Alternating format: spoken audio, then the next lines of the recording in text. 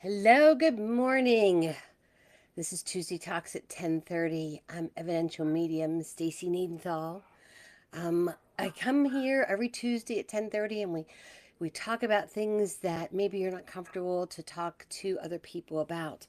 I missed last week, had some technical difficulties. I was in Bel Air, Maryland, and sometimes everything hooks up right with technology and sometimes it doesn't. And last week it did not. But hey, I'm here today and I want to say a big welcome to each of you who are joining us. If this is the first time that you're here, I want to welcome you into a community of healers, a community of people who truly care about growing spiritually and learning more about who they are and connecting with their loved ones on the other side. For those of you who have been here before, welcome back. I'm always amazed to see how many people come and watch, and when I see the replays with how many numbers are there, you know what? I couldn't be who I am without each one of you all. And I'm just going to pull this up. So I'm sorry for the looking down here. So good morning, Denise. I can't always see my comments, so I like to put it up here as well. So how has everybody been? We are into the 20th day of January of the brand new year, new opportunities. And I wanted to talk to you about some different things. So, this is the community that we talk about grief and meditation and healing. And this week, I want to talk about um, where we started in January was talking about the universal year of one. And last week I was going to talk about foundations. And I kind of talked about that in the beginning of January, and I'm going to add it to this week. So, what is the foundation of your spiritualness, of your path? Where do you go? What do you want to do? How are we going to do this? Well, it's having the clarity for this fresh start and then putting bold actions behind it. So you can think about doing something, but without putting an action behind it, all it is a thought. So, one thing to consider, or a couple things to consider, are the habits or the disciplines that you do each year, the routines that you want to incorporate in your daily, weekly, monthly life, things that make you feel better, things that make you feel more connected with yourself. So when I'm looking at this, I feel as if we are our own field of study. We are learning ourselves each and every day.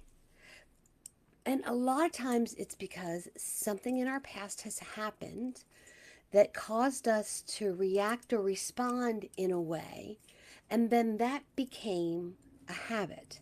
So it's reconnecting with yourself, saying good morning when you're looking in the mirror. How you been? So if you're feeling disconnected or you're feeling a little lost with where you should be or where you're going, this is a good episode for you to watch. Be sure that you share this with others. So, it's persevering over the past and deciding within yourself, I want something more. I want to feel better. I want to be of better service. So, I want to talk to you about, of course, meditating. And I'm also going to take some time to talk about the foundation and the healing. So, first, I want to talk about the 3 C's that there are in discipline. And I don't want you to feel like you have to add discipline to your daily life because sometimes that makes it sound like it's negative. So maybe you want to say new habits, maybe you want to say new dance moves, but put it in a way that it feels comfortable within your spirit. So the three things, the three types, um, gosh, I keep losing my, of commitment are, or discipline, it is for perseverance, supportive, and corrective. So it's said that these three disciplines, these actions, these feelings, this field of study for yourself, these three C's, then bring clarity, compassion, and connection. Isn't that what we want? We want clarity. We want connection. We want compassion, not just for others, but for ourselves as well. So, what a great place to start as you're building your foundation, because you want a strong foundation. Think about if you've ever built a home. They clear the dirt for the foundation. They get rid of all the rocks and the boulders, and they cut the trees down and they smooth it out, and they have a blueprint, and they look at where it's going to sit, and everything is laid out in a certain way. So if you, I know it's a little bit of a stretch, but if you think about yourself as a foundation, there's things that you need to clear within yourself. This is self-care. So contractors come in and they clear the ground to create a safe place for the foundation. That's what you want to do with yourself as well. And self-love, compassion, being gentle on yourself. It's so important when you're growing a spiritual foundation, when you are walking into an awakening, to care for yourself and not be so critical. So habits or different samples of things that you could do, things like reflection. I like to reflect a lot, and it's reflection in order to pick out the good points and also look at what needs a little bit of change. I'm not reflecting to overthink. There's a difference. And then when I reflect, I journal. Journaling is a huge part of growth. We're able to get the things out of our mind and put it down on paper so that it's no longer spiraling around in your head anymore. And I found that sometimes as I'm writing, I get more information from the head to the pen than just saying, wonder how I'm going to get clarity about this. It is meditating, setting up mantras. Today's going to be the best day ever. Today's going to be the best day ever. Setting intentions. Here's my intention. I'm going to go to work today. I have to have a conversation with a certain person about something. I'm going to set the intention that the words that I speak will reach the ears that need to hear them in the most loving and gentle way that we can come up with a solution. You're setting an intention, even if you know you're going to have a difficult conversation. Validations. Look for validations. And I'm not saying validations from other people. Not everyone is going to agree with everything that you're doing. You don't need a validation from them. But let's say, what's a good example? So you're out and about and you were thinking about a certain person, and all of a sudden they call you or you run into them. Oh my God, I was just thinking about you. Validation.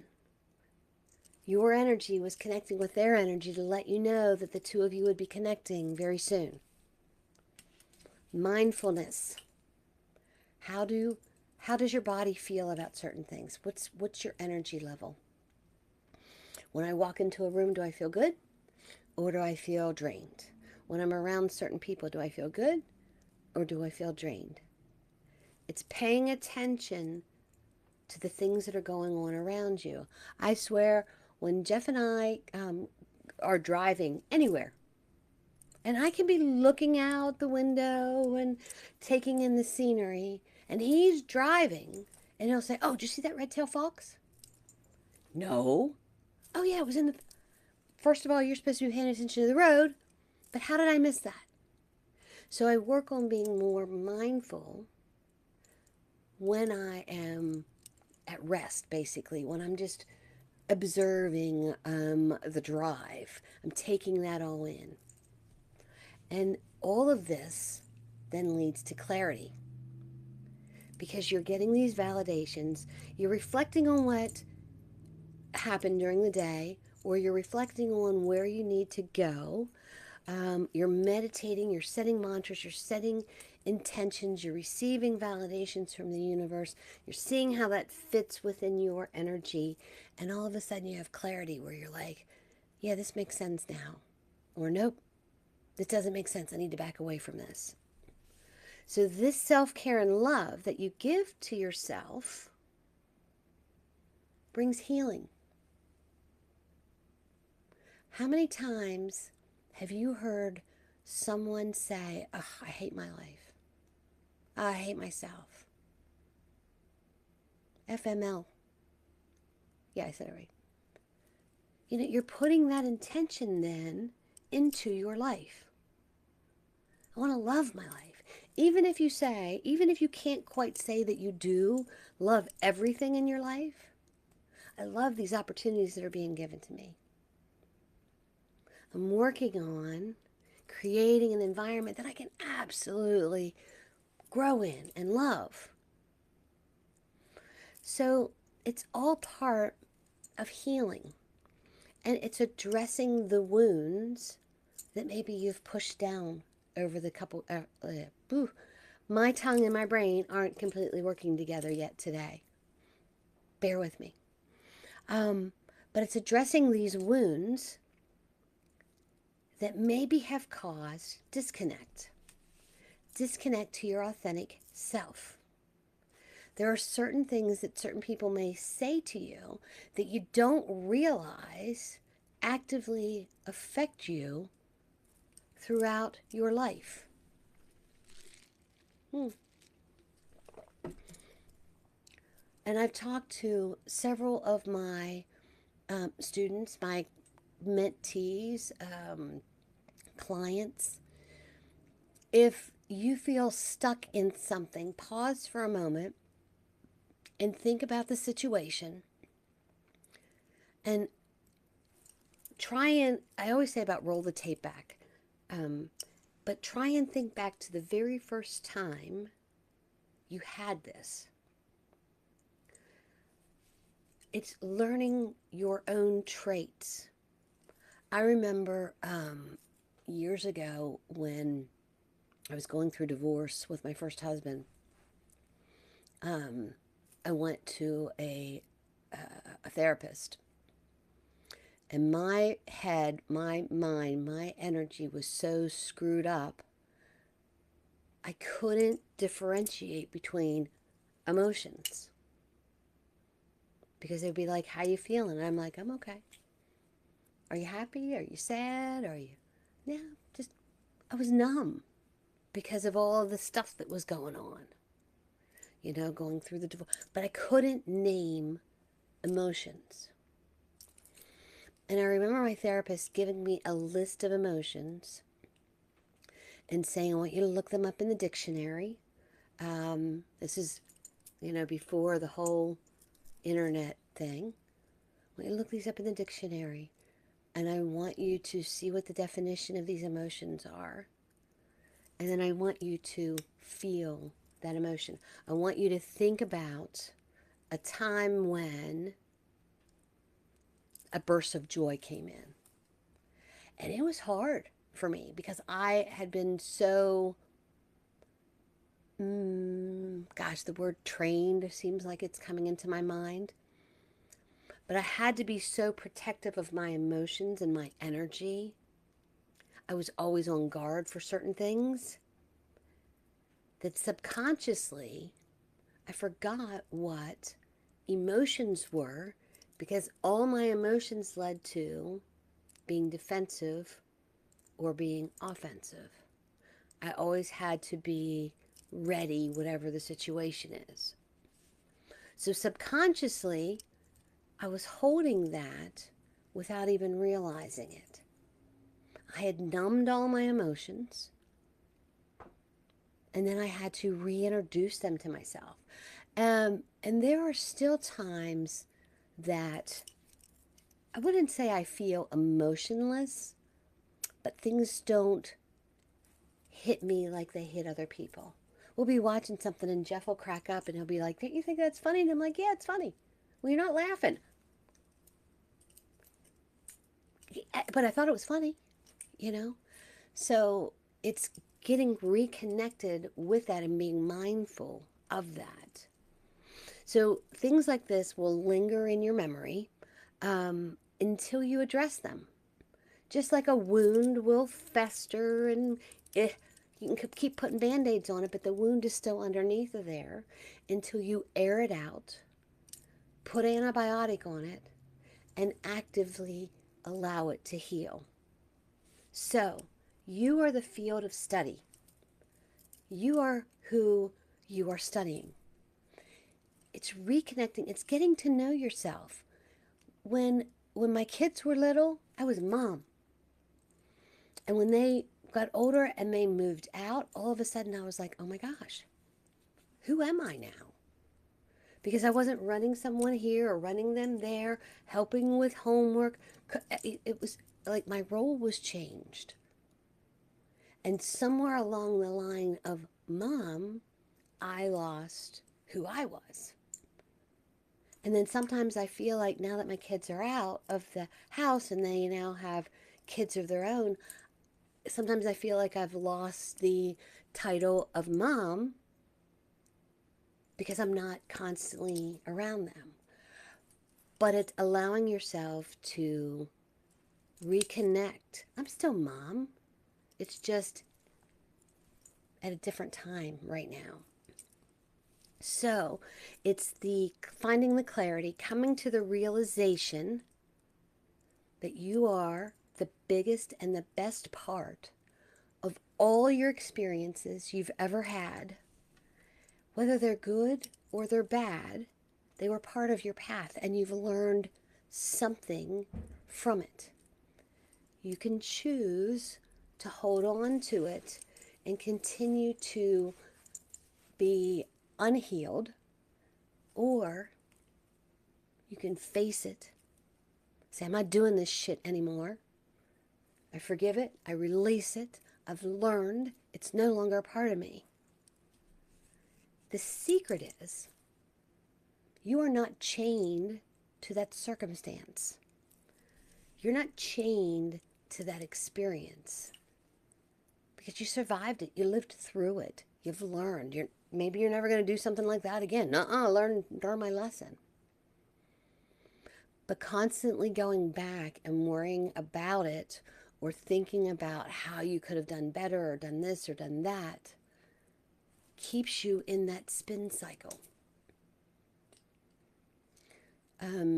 For years, I experienced PTSD. Certain smells would take me back to certain situations. If I was running late to get home, I would get anxious.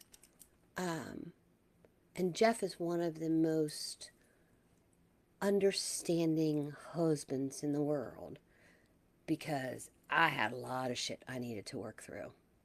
And he helped me heal through it and showed me that not all relationships are like the relationship that I had. But I had to release those feelings within myself.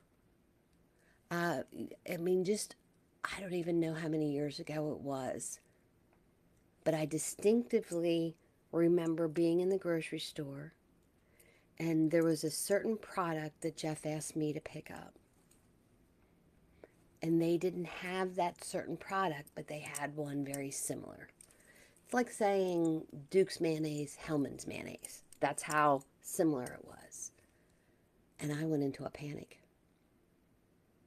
And I thought, I have to go here. I have other places I have to go now so that I can find this certain product. And I had to physically like stop myself and go, oh my God, you don't, no, you don't need to do that. This is just as good as this. He's going to be cool with it.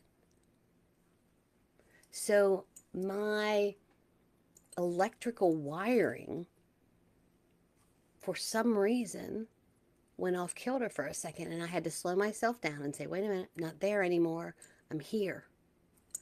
So it's allowing yourself to clear your foundation of those stones and rocks and dirt that you don't need in your foundation anymore, that doesn't need to be in your house. Is this resonating with anybody? Can I get a yes? So it's when you release it, guess what it does? It makes your foundation stronger. You're being asked to remove and clean the ground that your house now sits on. Guess what that is? I'm getting grounded. I'm getting balanced. I'm finding clarity. That's what that is. And then you're looking at the blueprints of how you want your house to look. So, what are the things that you don't want in your house anymore? You know, I don't want to worry anymore. Okay? Let's work on that. How can you not worry anymore? Because worry's a tough one. Worry's one of those emotions that just creep up out of nowhere. So you start to feel that angst. It's stopping for a minute, because there are times I'm thinking, I feel worried, but I don't know what I'm worried about. What am I worried about? And I'll stop for a minute, take a breath, and instantly my mind will go somewhere. And then I stop to think, is there something I can do about this right now? If there is, do it right away. Procrastination adds to worry. If there's not, this is not mine to carry. I'm giving this to the universe. I'm sending it out in peace and love, and I'm disconnecting with the thought of worrying about the situation. It takes practice. It takes practice. But if you want to slow the worry down in your life, this is a habit that you can create within your life. It's a way to balance your foundation. Because if you're worried about all of this, then you're missing all the good things that are coming in. Your mind's preoccupied on something else. So, time to purge and reorganize, or spring, well, I guess it wouldn't be spring cleaning, but I think spring. Spring clean what's in your house, what's in your head. What are you telling yourself? What are you allowing in your mind, body, and spirit that doesn't move you forward? It keeps you stuck. It's okay to say, you know what? I'm under construction. I did a live a couple weeks ago. I don't even remember when it was. But I remember saying, I'm a work in progress. I'm doing the small step method, and for 20 days it's worked really well. There's been a couple days, there's been two that I can think of. Yesterday was one of them, and last Sunday was another one, that I got all tangled up, and my small step plan was superseded by other things. But you know what? It was okay. I wasn't going to get bunched up about it because I had other things that came in. It's hard to do my small step method on Sundays in my shop when there's customers that come in, because the customers always come first, and my busy work, my small stuff, that can go to the side. So I was more than happy to not deal with the small steps on Sunday, because I had customers that I needed to talk to and visit with. And it was just, some of the people that came in this past weekend were so amazing to just have a conversation with. I feel like the universe is really bringing deep thought into my path with other people. So, when you're building this foundation, let's look at where the weak spots are in your foundation, where the cracks are. That's what needs healing. That's what needs healing. That's what needs addressed. These are the wounds, especially around what your earthly needs are. And what do I mean by your earthly needs? If you don't feel you are worthy of, then we need to work on you feeling worthy of. And it could be anything. I don't feel like I'm worthy of a good relationship. I don't feel like I'm worthy of a best friend. I don't feel like I'm worthy of the job that I have. It's that imposter syndrome that jumps in your head. Why me? Why would something, because if something good happens, something bad's going to happen and it's going to be twice as bad. Ever think that? Right? Ever think that? Stop thinking that. The universe wants to bring you good things. You are worthy. Visualize who you want to be, how you want it to feel, and where you want to go, and do one small step to get there. If you knew that you couldn't fail, what would you do right now? Seriously. If you knew you couldn't fail, what would you do? Put it in the comments. I'm curious. What would you do?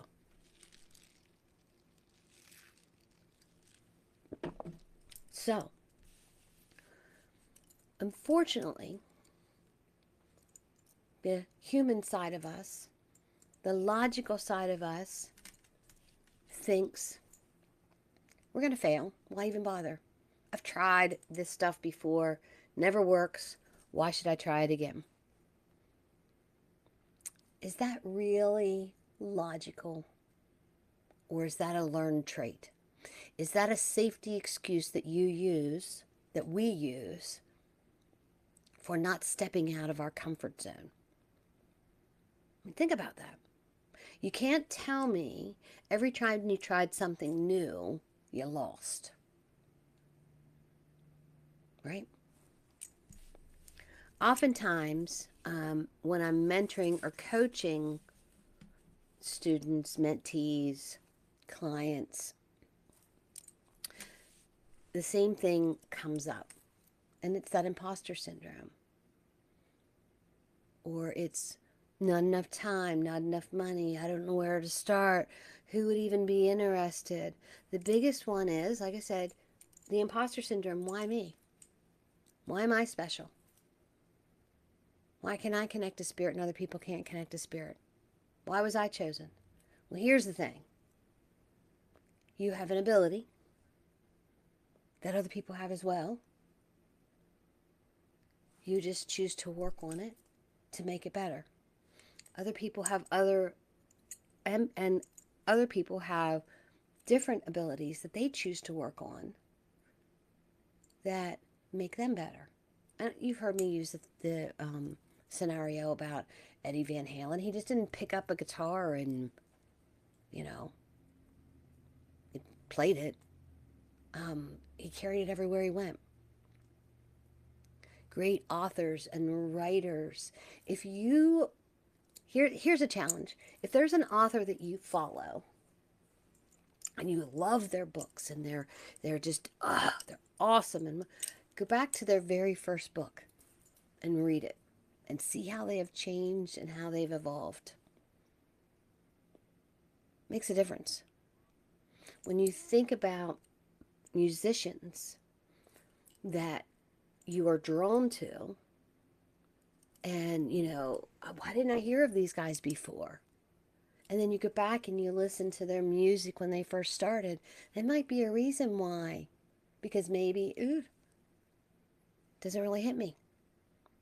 You weren't in the right mind frame for it to hit you. So I want you to aspire to not think, when you see someone else in the limelight or you see someone else succeeding, I want you to agree to not say, boy, it must be nice to be able to. Because let me tell you something, that person probably worked their butt off to get to where they were. And you can do the same thing if you overcome the wounds that have been set inside of you. So instead of asking why me, say why not me? If not you, who? If you have an idea to do something, if you have, and maybe it's something no one's ever thought about, why not? And don't use the excuse, I don't know where to start, I don't know what I would do, how do I do this? You know what? You start by writing out what your idea is. You start out by researching how to, I'm just going to say that it's a product, how to use this product or other people who have this. If I'm writing, well, I am, hold on, that sounded cocky. So if you're writing a book, research other authors that have similar topics and read their books. If you're a musician and you play a certain genre, listen to that same genre and learn. For the longest time, I would watch mediums on YouTube and on television and, just study how they moved and how they talked. And sometimes I'd be like, I'm not doing that. Oh, I like that. Oh, yep, that makes sense. It's studying other people because you can learn from them and then you can form it into your own accomplishment. So when you answer and find those answers to why I pause, why I don't feel I'm good enough, all these layers start to unfold within you. And things will bubble up. And it is allowing them to bubble up, feeling them, no matter how shitty they feel. It's okay to grieve a part of your childhood that you missed. It was okay for me to grieve what I thought my first marriage would be and what it actually was. Because with that, the marriage, the relationship that I have now, I would have never in a million years thought I deserved. And for the longest time, and any of you who know me very well, I was waiting for Jeff to turn into an asshole. I'm like, it's going to happen. This is too good. And almost 32 years later, yes, he can be an asshole. Yes, I can be an asshole. But the marriage that I'm in now is unlike any marriage I ever thought I would be in. I needed to heal from the experiences of the first.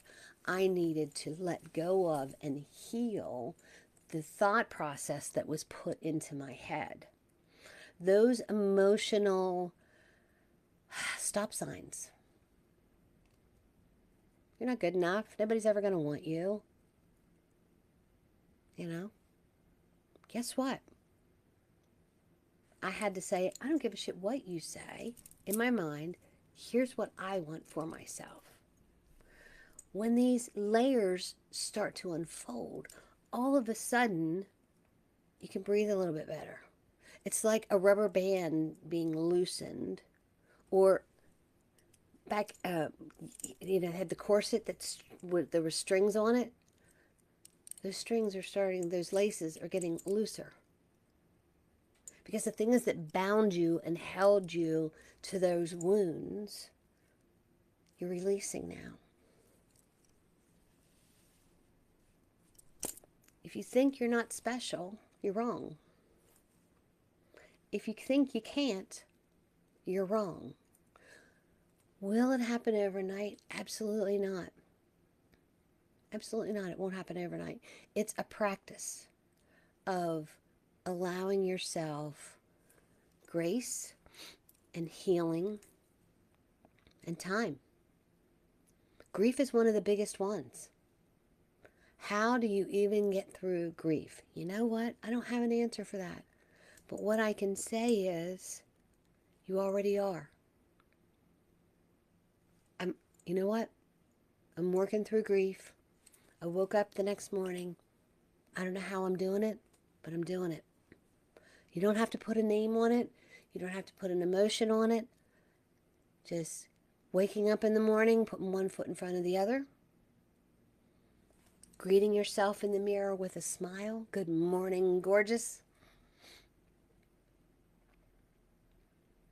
And feeling the grief that you need to feel, because that's the love that you had for the person that you're grieving.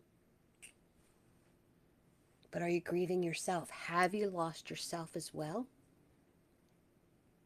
Reconnect. Slowly and surely, you'll be able to reconnect. So reflect back to a situation, an experience of what someone told you that made you feel like you could not. What made you feel like you weren't worthy of, you weren't pretty enough or handsome enough or smart enough? What made you feel that? You know, I can give you several examples of that. Being told nobody's ever going to want you. You're a single mom, 2 kids, who's going to want you? Guess what? I found somebody who wanted me and my kids and another kid. The universe will answer your call when you're open to trust that. But finding yourself first. Do you find, here's a good one. Do you find you act a certain way when you're with a certain group and then you act a different way when you're with a different group? We all do. We all do. Why do you do that? Because you want to be accepted by that group. Well, guess what? Maybe my authentic self doesn't jive with this group. So why do I want to fit into that group? And if it's a group that you work with, totally different situation, so you have to deal. It's not like you can call everybody an SOB or whatever. When you get upset, you have to handle it professionally. I get that.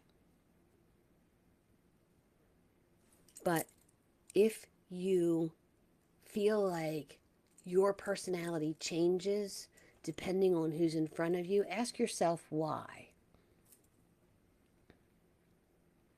Why do I feel like I've got to be a certain way for this person to approve me? What makes them so special? It's finding the authenticity within yourself and allowing your true self to bubble up and get excited about things. There are times when I talk to people. I had dinner with a friend of mine the other night, and we were just doing some brainstorming, and I got so excited about certain ideas, and I felt like I was just bouncing off the walls and I felt like, oh my gosh, am I talking too much? Because I get so excited at times. Vicky says, I don't think you ever get over grief. I think it just has to be redirected. Absolutely. Grief never leaves. And being redirected, that's a good way to look at it. You know? But when you think about the possibilities that are around you, and Vicky, I just want to address grief for a second.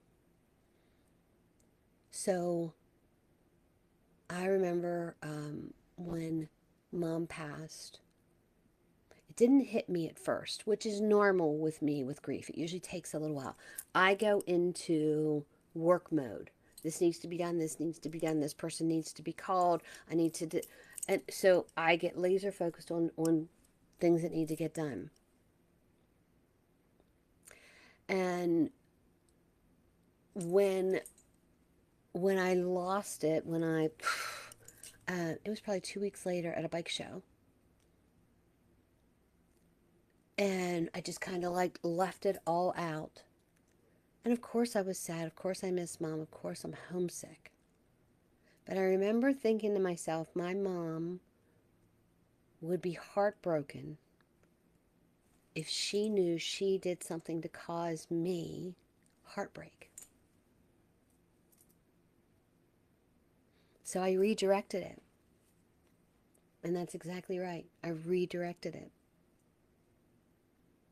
Because I would never want to do anything that would upset my mom humanly or spiritually.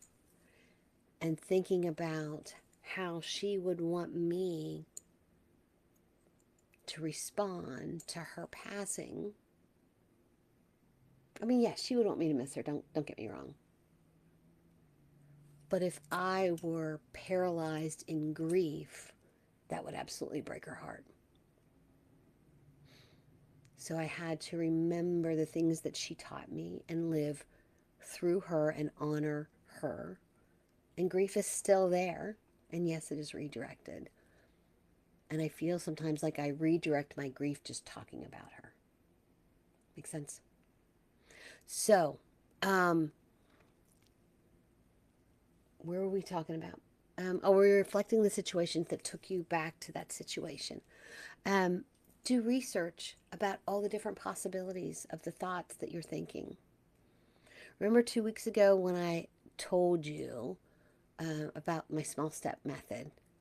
And it began January 1st. I chose, instead of saying, I doubt that this is going to work, to say, you know what? Little steps, one step at a time. And it's worked so far. And I'm thinking, even if, like yesterday, it didn't work very well, it was one day. Instead of thinking to myself, I'm going to get organized, and then I organize, and then I stop, and then I can't find anything, and then I stop organizing. Because it was the bigger picture of organizing. I know I'm jumping around here, and I apologize. So think about the small step, the small thing that you can do to help move yourself forward in finding yourself. Overcome your fears. And you overcome them one small step at a time. One small step at a time. Wake up in the morning and repeat to yourself, I'm encircled. I encircle myself with the white light of God's love, or the universal love and divine protection. So I've woken up. Before I even touch my phone, I have just brought in the light of protection for the day ahead of me. This is like putting your seatbelt on for your day. You get in your car, you put your seatbelt on, you're being proactive for protection. You wake up in the morning, putting your seatbelt on of the white light of love and protection. You may want to add, and guide me into all the opportunities that are placed in front of me. Allow me to have solutions when situations arise. Because today is going to be the best day ever. It's putting that intention out there. Placing your hands on your heart. Going to that deepest place of love. And feeling it. And receiving it. Giving it to yourself. Opening up to healing and grace. You are meant to be magical, my friend. Be your biggest cheerleader instead of your biggest critic. Celebrate the victories. Oh my gosh, celebrate the victories. You know? Think of one small thing that you can do today to make yourself smile or to make someone else smile. Just something small. Instead of wondering why you were placed on this earth, change it and say, I am so thankful for being here and that you are lighting my path as I am figuring it out. Every day, I'm figuring it out. When in doubt or wounds appear, stop, feel them, think about them. And I feel like that's probably one of my hardest things is when I'm feeling sad or out of sorts. I don't always know why. So I have to sit with it for a minute. I have to physically stop, sit down, put my hands on my heart, send myself love, and say, what's wrong? What's going on? Because I still have that muscle memory of just being numb to situations that are around and just walking on through it. But it's checking in. It's that mindfulness. Finding the strength to push through. Now, I'm not saying push through it and ignore it. I'm saying push through to face it and erase it. To learn and to grow. You're the captain of your ship. Don't allow memories or regrets to grab your wheel and steer you into a wave or, a storm. Childhood trauma, you survived. You overcame it in spite of the trauma. But it's facing the trauma, looking at it, taking responsibility for what you have responsibility for and what was not your responsibility. And that seems like the most difficult thing for childhood trauma because as a child you think you're responsible for everything. Because of the way I acted, this was the response that I received. It's not true. It's allowing yourself to own the responsibility for what you are responsible for and releasing the responsibility of what you are not responsible for. Grief, every day you're healing a little bit at a time. And if you have an emotional day, have an emotional day. Those tears just represent love. And you miss them. But give yourself space to experience it, to feel it, to work through it. If you find you can't get out of it, there are great grief therapists. Talk to a friend. So if you've said, I've tried things and it didn't work, try it again. Tweak it a little bit. Change something about it. Unforgettably healing from something. Unfortunately, healing from something is part of life. Try not to just push through it, stuff it down. It hurts. Acknowledge the hurt. Place where the hurt is. Offer compassion and grace. Learn from the experience. Gain wisdom. Talk about it. With grief, not all grief is the same. My grief that I feel for the loss of my mom is going to be different from someone else's grief from the loss of their mom. You know why? Because they're their mom. So I can empathize, but the best thing I can do is listen and say, I'm so sorry. I understand. I lost my mom as well. Don't take over the conversation. How can I help? Okay. talking about the survivor within you helps heal others. I'm sure my ex-husband doesn't like that there are times that I talk about the abusive person that he was. But I don't want to hang that on him for the rest of the universal world. So I always send healing. And hopefully that's something that can be broken within his energy and his spirit. It has been passed down generationally with a few other things. But allowing my story to be told, whether it's a little snippet or a larger one,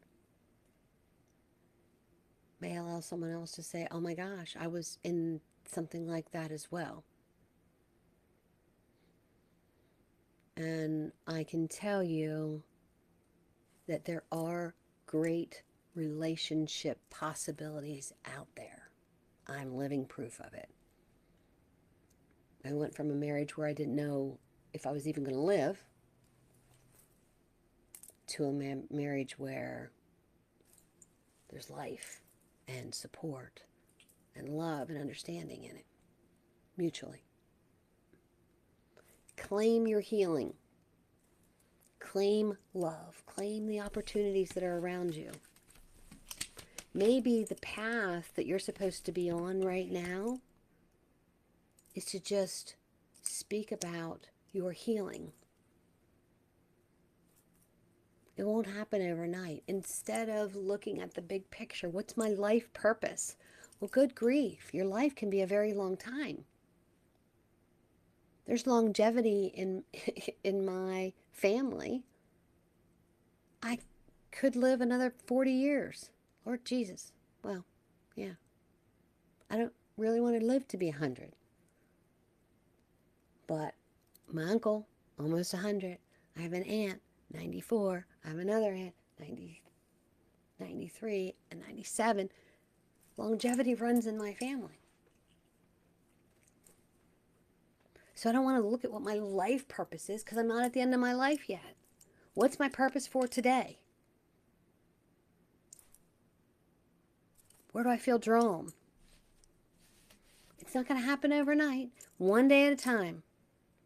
If you ignore it, if you push it down, it's going to take you longer to find that balance and clarity. And it's going to show up all over again. I promise you, it will. Invite in healing. Send compassion to yourself. And here is a challenge I'm offering you. If you are having issues with someone, stop for a moment, visualize them, put your hand on your heart, and send them love and send them healing. Doesn't mean you have to connect. Someone pulls out in front of you while you're driving, instead of going, oh, you stupid, and stop for a moment. Don't close your eyes if you're driving. And just wish them well. Because you don't know what their circumstances. Maybe they're rushing off to the hospital.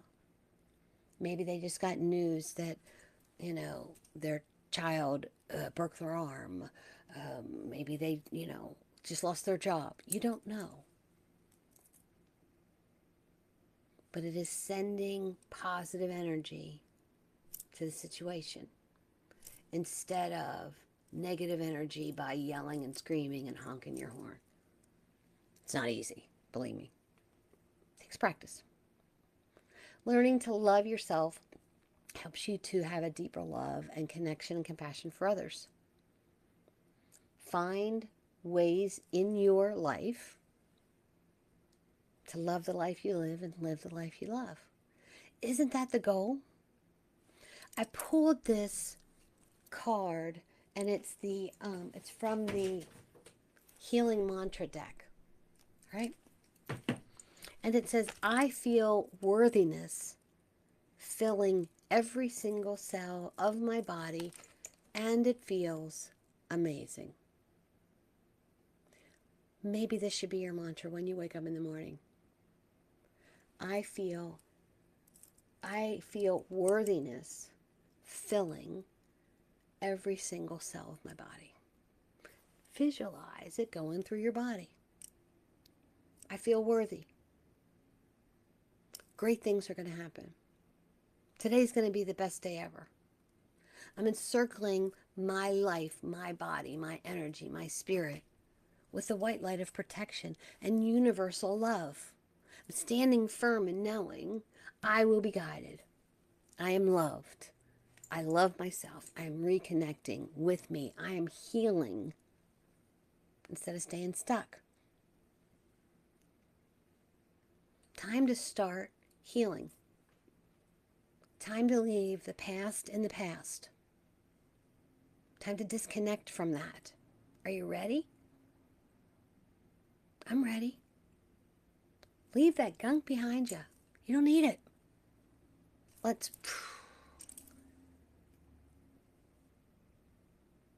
So your healing mantra for the day or the week, the month, however long you need it. I feel worthiness. I feel worthiness in every cell of my body. And it feels amazing. And claim it. Claim it. You get a tingle in your body when you're saying it. You get maybe, your chin itches. Oh, that's the worthiness running through my body. It's calling it out and claiming it. Because like attracts like. What you put out into the universe, you will attract. Where the mind goes, energy flows. If you think you can't, and you always say you can't, you won't. Honest. Trust me.